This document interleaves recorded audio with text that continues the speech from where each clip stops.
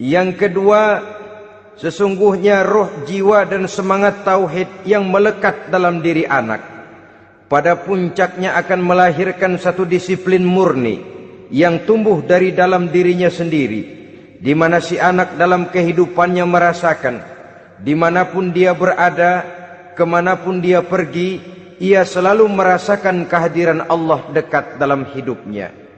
Ia sadar sesadar-sadarnya bahwa tidak ada satu perbuatan yang bagaimanapun kecilnya yang bisa disembunyikan dari kekuasaan Allah Subhanahu wa ta'ala. Yang ketiga, dengan penanaman roh, jiwa dan semangat iman ini, maka diharapkan anak-anak nanti pada pertumbuhannya sanggup mengendalikan hawa nafsunya.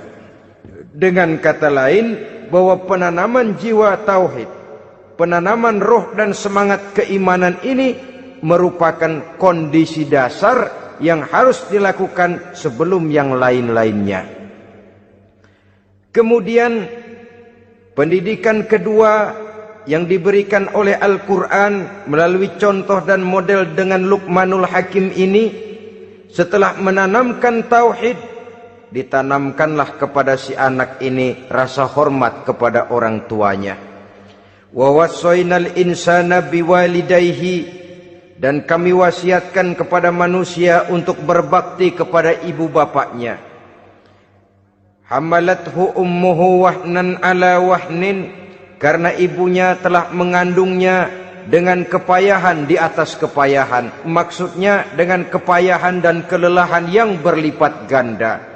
Sehingga ketika Rasul ditanyakan orang, "Ya Rasul, siapa yang paling harus saya taati di dunia ini?" Beliau menjawab, "Ibumu." Kemudian, "Siapa lagi ya Rasul?"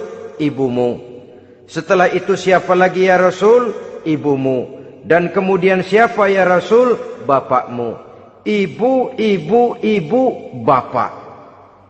Bahkan al-jannatu tahta aqdamil ummahat, surga berada di bawah telapak kaki ibu. Bagaimana menanamkan rasa hormat kepada orang tua di hati anak? Tentu yang pertama, bagaimana orang tua bisa memberikan keteladanan. Marilah kita sebagai orang-orang tua ini menyadari bahwa sebelum anak kenal sekolah dasar, sebelum anak kenal TK, ibtidaiyah, sanawiyah, sampai kepada perguruan tingginya, yang pertama dia kenal adalah lingkungan rumah tangganya, gurunya adalah ibu bapaknya. Di sini berlakulah apa yang dinamakan keteladanan. Keteladanan jauh lebih berhasil daripada sekedar teori-teori yang muluk. Keteladanan jauh lebih berhasil daripada berbagai macam indoktrinasi dan penataran. Kurangnya keteladanan akan menyebabkan anak mencari pola. Apabila kita orang tua ini tidak bisa memberikan keteladanan yang baik kepada anak-anak kita, maka pada suatu saat anak-anak akan menganggap enteng dan kehilangan wibawa kita sebagai orang tua di mata mereka. Dikala itu akan sangat sulit kita membentuk kepribadian mereka.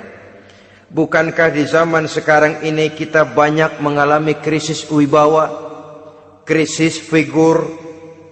Ada yang karena rapotnya merah melulu gurunya dikeroyokin, Pak Guru pulang sekolah dicegat, bahkan nyaris ada orang tua pernah dibunuh oleh anaknya sendiri, dan lain sebagainya. Kasus-kasus yang sebenarnya tidak perlu terjadi, karena memang bukan saja bertentangan dengan nilai budaya kita sebagai bangsa, tapi juga bertentangan dengan ajaran agama kita sendiri. Krisis wibawa, krisis figur, yang juga akibatnya harus kita sadari banyak faktor yang membentuk kepribadian anak. Pergaulannya, yang dibacanya, yang ditontonnya, yang disaksikannya di dalam kehidupan. Benar kita menyekolahkan mereka, tapi berapa jam mereka di sekolah? 6 jam, 7 jam paling lama. Sedangkan mereka hidup satu hari satu malam 24 jam. Kalau cuma 7 jam di sekolah, ini berarti lebih banyak dia di luar sekolah. Dan di luar sekolah itu artinya ya rumah tangganya, ya temannya, ya lingkungan di mana dia tinggal, yang seluruhnya sangat besar pengaruhnya dalam ikut membentuk kepribadian anak-anak kita. Saya katakan tadi, di samping kita menghadapi perang akidah, kita pun berhadapan di dalam perang menghadapi peradaban dan kebudayaan yang bukan saja menjauhkan kita dari agama, tetapi sanggup menghancurkan moral daripada anak-anak kita. Secara pribadi, saudara-saudara, saya iri, saya kagum misalnya dengan kemajuan yang diperoleh oleh negara tetangga kita, Jepang misalnya.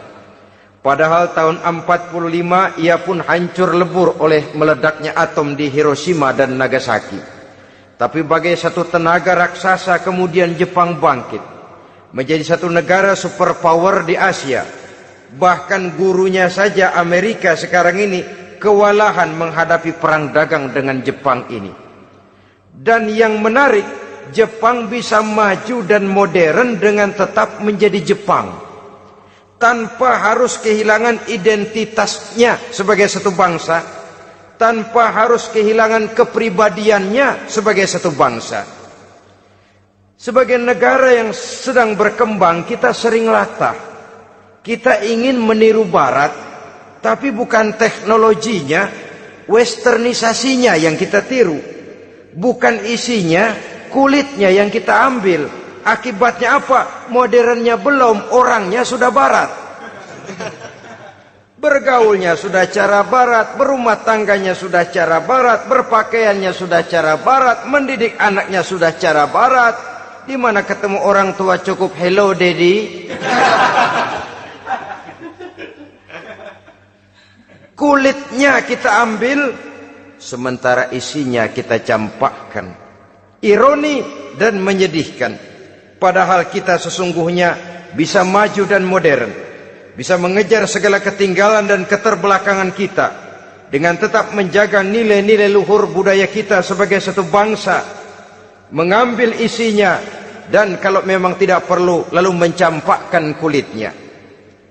Pengaruh peradaban dan kebudayaan yang menghancurkan moral daripada anak-anak kita oleh pesatnya arus teknologi, oleh pesatnya arus komunikasi, di mana hal-hal yang terjadi di belahan dunia lain dapat kita saksikan hari ini juga melalui layar televisi. Yang terjadi di Amerika, di Eropa, di Afrika, di ujung dunia yang paling ujung sekalipun. Di ujung dunia yang paling ujung, hari ini kejadian, hari ini sudah bisa kita saksikan. Pesatnya arus komunikasi, kalau jatuh ke tangan anak-anak kita yang belum mempunyai filter, daya saring positif, akan dicerna oleh mereka tanpa memilah dan memilih. Akibatnya orang kampung bilang kelolodan. Makan nggak dikunyah lagi, tentu saja akhirnya kelolodan. Dan kalau sudah kelolodan, menyusahkan kita seluruhnya. Oleh karena itu budaya menghormati orang tua perlu dijaga, perlu dipelihara dan diwariskan kepada anak-anak kita. Tali silaturahmi sehingga ada respeknya kepada orang tuanya. Jangan bapaknya dianggap CS, ibunya dianggap CS, kakeknya dianggap CS. Hilang rasa respek, hilang rasa menghormati. Sementara orang tua sendiri tidak bisa memberikan keteladanan, kurang mendapat perhatian dan lain sebagainya. Apalagi kalau baik ibu maupun bapak adalah orang-orang karier yang setiap hari sibuk menghadapi tugas masing-masing. Bapak sibuk rapat, pindah kantor sana kantor sini, ibu sibuk arisan, besarlah anak-anak di tangan pembantu dan lain sebagainya, sehingga dia merasa kurang mendapat perhatian, dan ini akan ikut membentuk warna dari kepribadian yang dimilikinya. Sampai kepada pelosok-pelosok desa, jaringan televisi memang menguntungkan. Tapi kalau sudah sampai kepada menayangkan budaya-budaya yang tidak sesuai dengan pola di mana mereka tinggal, pola lingkungannya, dan ingin mereka terapkan dalam kehidupan, ironi dan menyedihkan.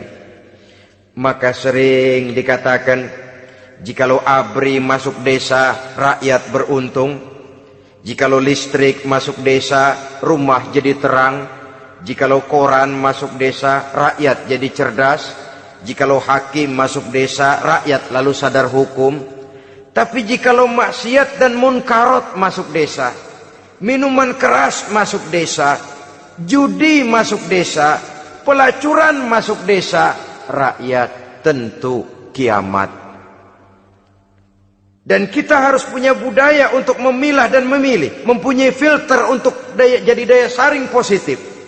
Oleh karena itu, saudara-saudara, tahap kedua setelah menanamkan jiwa tauhid kepada anak, tanamkan rasa hormat kepada orang tuanya.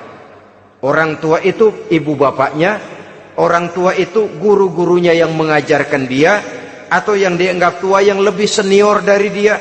Karena tidak ada satu peradaban yang berdiri sendiri. Bagaimanapun maju dan modernnya kita sekarang, tentu merupakan mata rantai yang berkaitan dari generasi terdahulu. Ini yang kedua. Setelah tauhid, berbakti kepada ibu dan bapak. Tidak ada satu kebahagiaan yang bisa ditegakkan di dunia ini tanpa doa, tanpa restu daripada ibu dan bapak. Ini keramat hidup. Doanya dikabul Allah dan kutuknya juga dikabul oleh Allah Subhanahu wa ta'ala.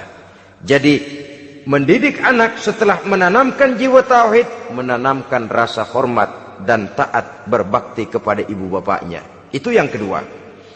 Kemudian yang ketiga, melalui model Luqman, Quran mendorong kita untuk mendidik anak, menanamkan etika otonom. Apa itu? Ya bunayya, innaha intaku mithqala habbatin min khardalin fatakun fi sakhratin aw fis samawati aw fil ardi ya'ti biha Allah. Wahai anakku, sesungguhnya kalau ada satu kebaikan yang kamu kerjakan, kecil, tidak nampak oleh pandangan mata yang zahir, yang kecil itu tersembunyi di puncak langit, di dasar bumi yang paling dalam, atau di tengah batu hitam sekalipun, Allah pasti mengetahuinya dan pasti akan memberikan balasan yang seadil-adilnya. Pendidikan apa ini? Pendidikan moral. Menanamkan etika otonom. Nah, kau berbuat baik jangan karena dilihat orang. Kau tidak mau melakukan kejahatan jangan cuma karena ada polisi. Kalau ada polisi kau tidak mau jahat, kucing juga begitu. Coba lihat kucing, taruh ikan asin di piring kaleng, tongkrongin. Aduh, kucing kalem, sopan, tenang. Sedikit kita lengah, habis ikan digarap. Tapi ditanamkan satu kesadaran, kemanapun kau pergi, nak, apapun yang kau kerjakan, tersembunyi di tengah batu, di dasar bumi, di puncak langit, Allah pasti tahu. Dalam bahasa yang ringan, nak, kita ini diawasi oleh dua hiperkomputer yang maha sensitif. Produksi langit, mereknya Rokib dan Atid. Itu komputer yang sangat peka dan sensitif. Jangankan kita berbuat, kita berniat baik saja, komputer sudah nyatat sendiri. Inilah yang orang sekarang namakan waskat, nak, pengawasan malaikat. Kalau hidup sudah merasa diawasi oleh malaikat, waskat berhasil. Tapi kalau waskat sudah diawasi malah nekat, itu yang gagal. Atau yang diawasi dan yang mengawasi sama-sama sepakat, nah, itu juga bisa cincai. Saudara-saudara kaum muslimin rahimakumullah, waskat dalam pengertian kita muslim, bagaimana hidup ini merasakan diawasi oleh malaikat. Intelektualitas yang tinggi sekalipun, IQ yang nilainya plus sekalipun, disiplin ilmu yang bagaimanapun banyak yang memenuhi benak kita, tanpa diiringi oleh etika otonom, orang sering mencari celah dan kesempatan. Mencari celah dan kesempatan. Tapi kalau sudah merasa kemanapun saya pergi, dimanapun saya berada, kebaikan bagaimanapun sekecilnya saya lakukan, toh Allah pasti akan memberikan balasan. In khairan fa khairun, wa in syarran fa syarrun. Jikalau baik, baik balasan yang kita terima. Jikalau jahat, jahat kejahatan yang kita terima. Kalau sudah ke arah ini kita berpikir, maka sesungguhnya kalau kita berbuat baik kepada orang lain, hakikatnya kita sudah berbuat baik kepada diri kita sendiri.